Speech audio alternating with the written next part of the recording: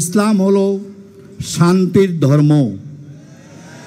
তাই এই ধর্মে যারা সদস্য, যারা এই ধর্মের অনুগত, যারা ইসলাম প্রিয়, আমি মনে করি তারা কখনো উচ্ছৃঙ্খল এবং অধার্মিক এবং ইসলামের ধর্মবিরোধী আচার আচরণ করতে পারেন না।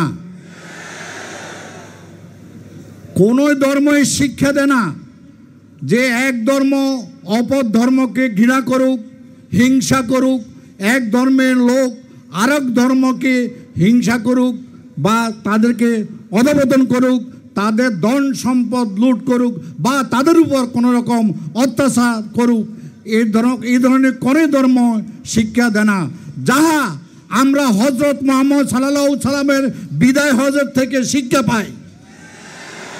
তিনি স্পষ্ট বলে দিয়েছেন যে কখনো এক ধর্মের লোক অপর ধর্মের উপর কোনো অত্যাচার করবে না, কোনো অবিচার করবে না, একজন অপরজনকে সহিষ্ণুতার সহিত স্বীকার করে মেনে নিবে।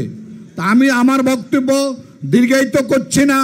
আজকের এই সম্মেলন সার্থক হোক, সফল হোক এবং যে উদ্দেশ্যে আজকের এই পরিকল্পনা যেন সার্থকতা বয়ে নিয়ে আসতে পারে এই আশাবাদ রেখে এবং সবাই যেভাবে আজকে কষ্ট স্বীকার করে আপনারা আসছেন, সবাইকে ধন্যবাদ এবং কৃতজ্ঞতা জ্ঞাপন করে আমি আমার বক্তব্য শেষ করছি। সবাইকে আদাব।